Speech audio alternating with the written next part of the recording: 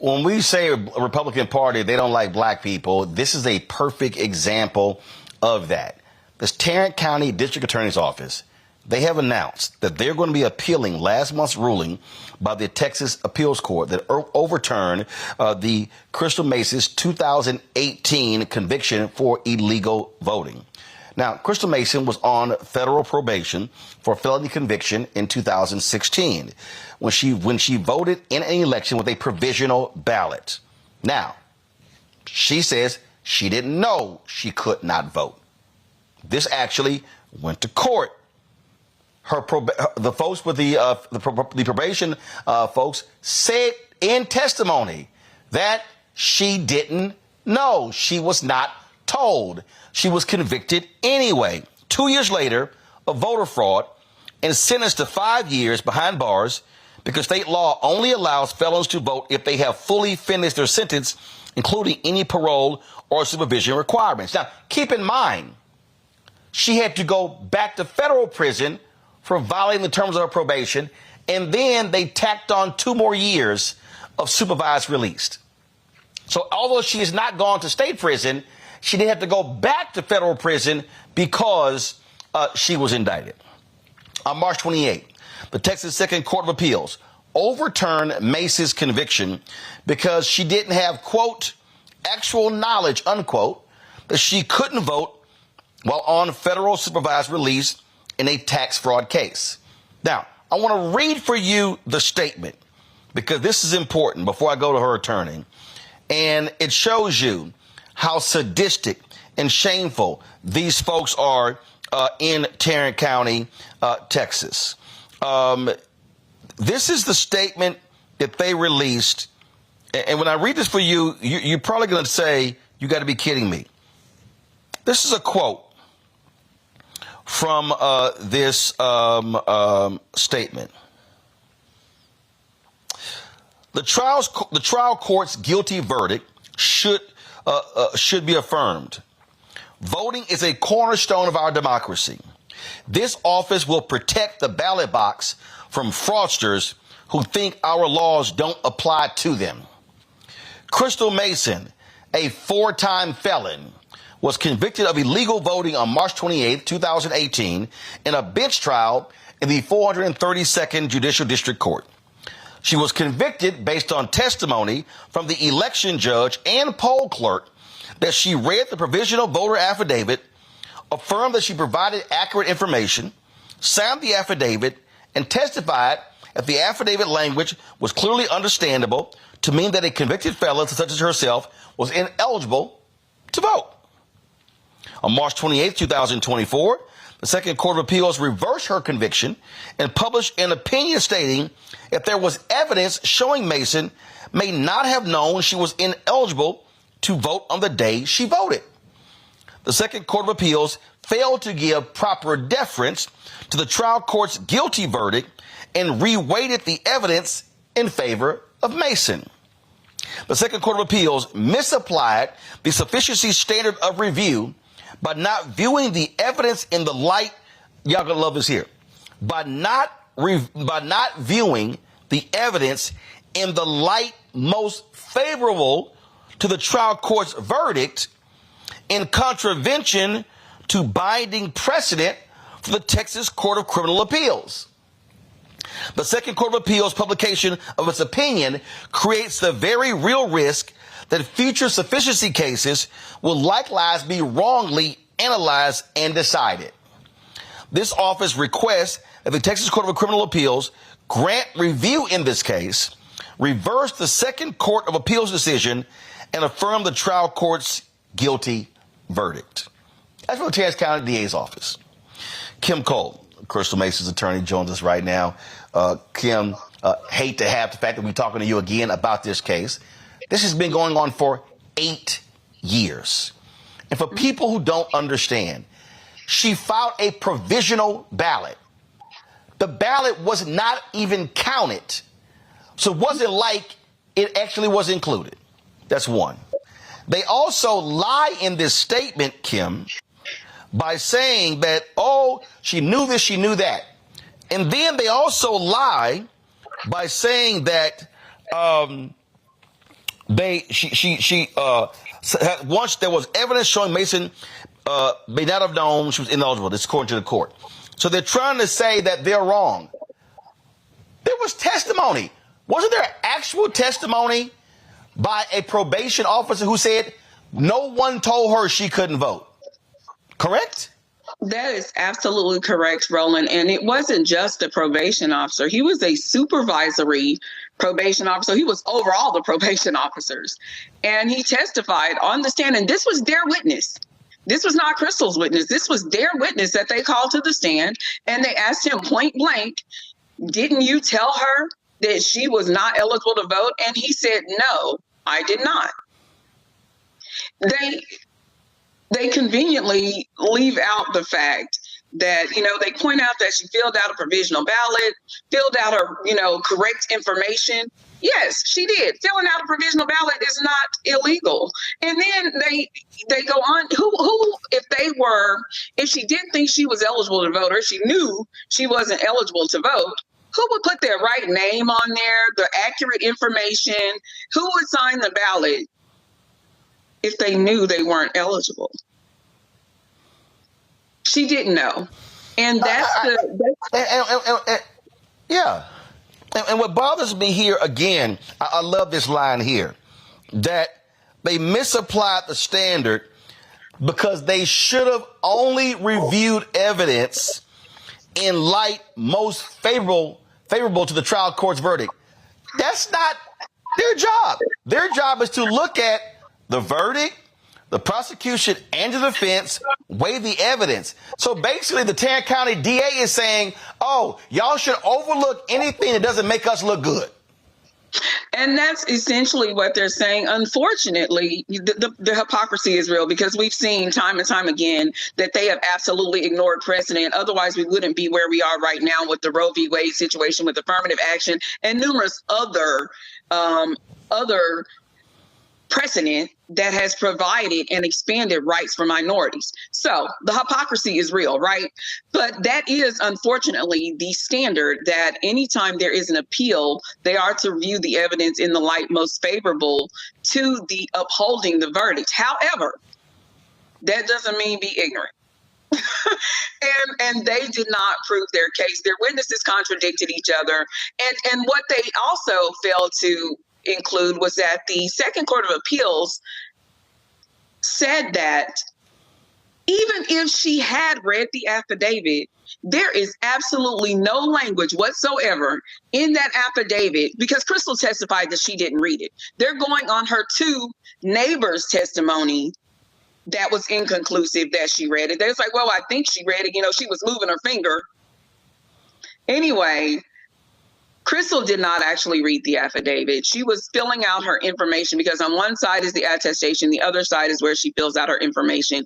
And she was putting her information on there because they did admonish her that she had to provide accurate information. And she made sure everything matched up with her driver's license. And so, that being said, even if she read it, there's nothing in the provisional ballot affidavit that says that if you are A, B, C, and XYZ, you are not eligible to vote. Nothing in there. So how would she have known? Here's what's also interesting. I mean, here's the deal. So she was convicted of tax fraud. She was inflating returns for her clients in terms of preparing their taxes. Okay, That's why she went. But when you read their press release, Crystal Mason, a 4-time felon. Wasn't that tied to the same case? And so they're trying to give the impression that, this is a repeat offender. This woman is a menace to society. Yes, that is absolutely. They have continued to persecute and disparage her. Here, what they failed to. Crystal isn't a saint, Roland. I mean, she isn't. Every saint got a past, and every sinner got a future. Okay, so she does have a prior criminal history. Otherwise, she wouldn't even be in this situation to ascertain whether or not she was eligible to vote. Okay, so that's how we landed here. Yes, she is a felon. However, what they failed to acknowledge in stating that she's a 4-time felon which they also included the one where she was acquitted, this particular case, but we can look past that, right? Yeah. Anyway, in all of her other cases, Crystal pled guilty. She admitted her wrongs, even to the case that got her sent to federal prison. She has no problem holding herself accountable for the things that she's done wrong. Why on earth would she fight for 7 years to prove her innocence when in all of these other cases, she admitted her guilt because she did something wrong? She was like, I did it. I mean, I'm going to take accountability for my actions. Here, she didn't know she was not eligible. So she refuses to accept responsibility. Right. I mean, the thing that jumps out to me is, before I go to Matt and Michael with their questions. Okay. Has she gone to state prison? No. But she actually, because of this, she returned to federal prison for 2 years. You would think a common sense DA would say, okay, we've been dealing with this one case for 8 years. They literally are spending more time on this case than they have on heinous crimes that have been committed. So the waste of resources to me is unbelievable. This is, no, we're going to make an example out of this black woman. And this is about creating a chilling effect about anybody else who's formerly incarcerated in voting. The same thing they did when they attacked a black man in Houston who stood in line for 6 hours. And guess what? He was later found that he could vote. And he now says, hey, I'm not going to vote again because of what I went through. That's what this is all about. You're absolutely right. You are absolutely right. I've said over and over again, in their summation in Crystal's original trial, they said they wanted to send a message to voters, much like their ridiculous, disparaging, inaccurate statement that they released yesterday. They are trying to send a message. They are trying to, quote unquote, protect the ballot box, as if, of course, Roland, you know where that comes from, as if folk like us shouldn't be there. And so they are absolutely still trying to send the same message. 7 years later, 8 years later, we're coming up on another election. 8 years later, they're still trying to send the same message. They don't want folks who look like Crystal at the ballot box. They are trying to protect the ballot box, not from fraudsters, because let's be honest, we've seen the documentation of who was committing all the voter fraud in the past few elections. They don't look like Crystal. So they're not trying to protect the ballot box from from fraudsters. They're trying to protect the ballot box from those who have been typically disenfranchised by this system. And that is the whole point of them continuing to beat this dead horse. And correct me if I'm wrong. There was a Texas Justice of the Peace, Russ Casey, who admitted to forging signatures to get on the primary ballot. And he pled guilty to records tampering. He resigned. That happened in 2018. These folks are spending more time, and he was an elected official. They're spending more time going after her than they did going after somebody like him. Yes. And in fact, before that, and he was sentenced to 2 years in jail, but it was probated over 5 years. But they want to send her to prison. They absolutely want to send her to prison because they want people who look like her. They want to protect the ballot box from folks who look like her and you and me, and want to send, and Mr. Rogers down there in Houston. They want people that look like us to fear that they may suffer the same fate. Look at what all they're doing. Look at all of the taxpayer money they're spending to put an innocent woman in prison. It makes absolutely no sense whatsoever. Matt Manning, your question. So, Kim, thank you first for your advocacy. You're doing stellar work. And ironically, I'm writing a PDR to the Court of Criminal Appeals as we speak. This is really kind of appreciate. But my question to you is this. First, have you ever seen an appeal like this? Because my understanding is the Court of Criminal Appeals sent it down saying y'all used the wrong construction of the statute. And the opinion that came out of the Second Court of Appeals was determining the sufficiency of the evidence. So as far as I see this, this is purely political. And to that end, is there any mechanism that y'all have to dismiss a frivolous appeal like you would like a Rule 91A dismissal on the civil side or any dismissal like that? Because I think it's frankly unethical to appeal it following the Court of Criminal Appeals opinion in this case, but I haven't seen the mechanism whereby you could get it thrown out, just on its face, because I don't know how they get there at all. From my understanding, there isn't one. We will have an opportunity to file a response to their request for discretionary review. So we're still, obviously, I'm not her only attorney, and we're still evaluating whether or not we will respond, because to be quite honest, it's trash. I don't know if you read it. It's trash. And, we're debating whether or not we actually even, want to even give it the credence to draft a response. But I believe ultimately we will, because we should say something, because this does not deserve the court's review. And hopefully the Texas Court of Criminal Appeals will not take it up.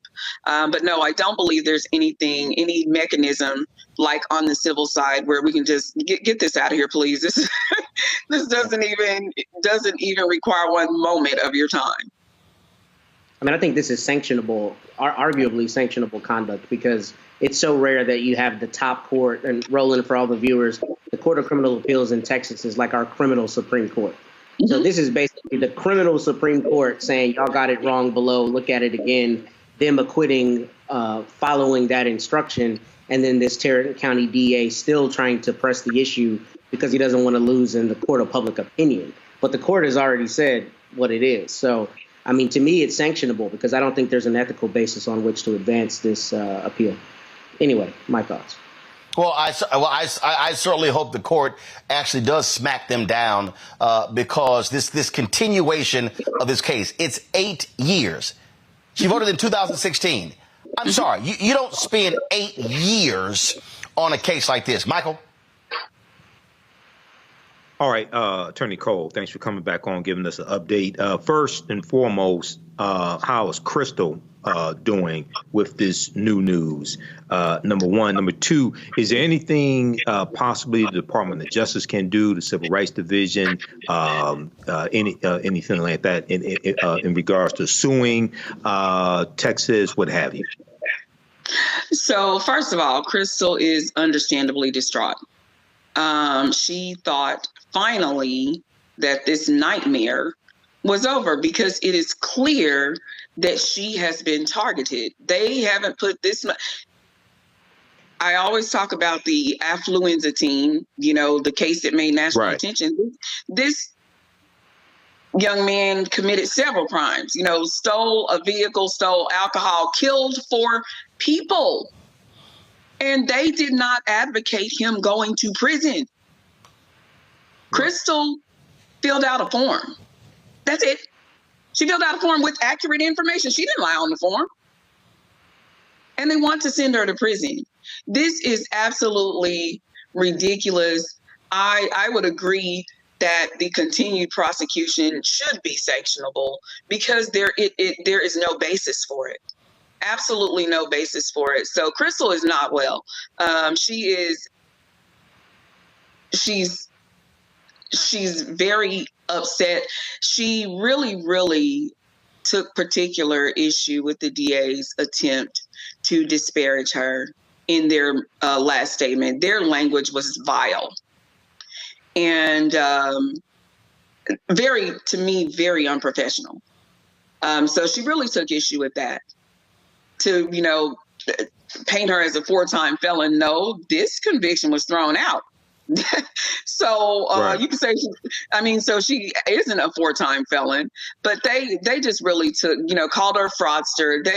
they really took some low blows. And so she's not happy, and she was looking forward to moving forward with her future without this hanging over her head. She has had to worry for the last 7 years. At any moment, this case could have turned the opposite direction, and she would have been looking at 5 years in jail, in prison.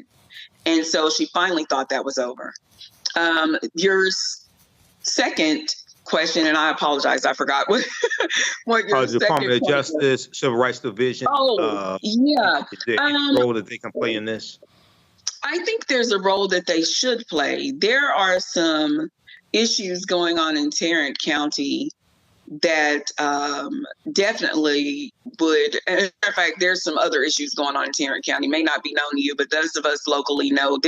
I actually am drafting a DOJ complaint, not in regards to Crystal's case, but in some other infringements of rights there in Tarrant County. So the DOJ should definitely step in and actually make a move in Crystal's case too. Typically they don't get involved in pending cases, but they definitely should look at Tarrant County's prosecution, period. Not just in Crystal's case, but in their criminal prosecution, period. Because I guarantee you, Crystal's case is the tip of the iceberg as far as this malicious prosecution goes. Wow. All right. Thank you. It is just, again, it is shameful. To me, it is utterly ridiculous. And again, they are terrorizing this woman. That's what they're doing. Their behavior is an abomination. And I really believe that civil rights groups and others should be showing up at the Tarrant County Commissioners meeting, condemning the DA, demanding the commissioners do an audit of their department, to waste resources, to waste taxpayer resources, going after this one woman for 8 years is nuts. And I really do hope that folks in Tarrant County and Fort Worth are loudly protesting this district attorney, calling him out and demanding he answer to this, because this just makes no sense whatsoever. I agree, Roland. I agree. And we have been, so many organizations and individuals have reached out in support of Crystal, and we are planning, they are planning some type of actual action and protest of them continuing to pursue Crystal, not just in the interest of justice, but also in the interest of fiscal responsibility. They're spending taxpayer dollars on a political narrative. And that's not how the taxpayers want their dollars spent. I would think if there are funds allocated toward fighting crime, they would really prefer that they pursue people who have actually committed crimes. Fanbase is pioneering a new era of social media for the creator economy. This next generation social media app with over 600,000 users is raising $17 million, and now is your chance to invest. For details on how to invest, visit startengine.com/fanbase or scan the QR code. Another way we're giving you the freedom to be you without limits.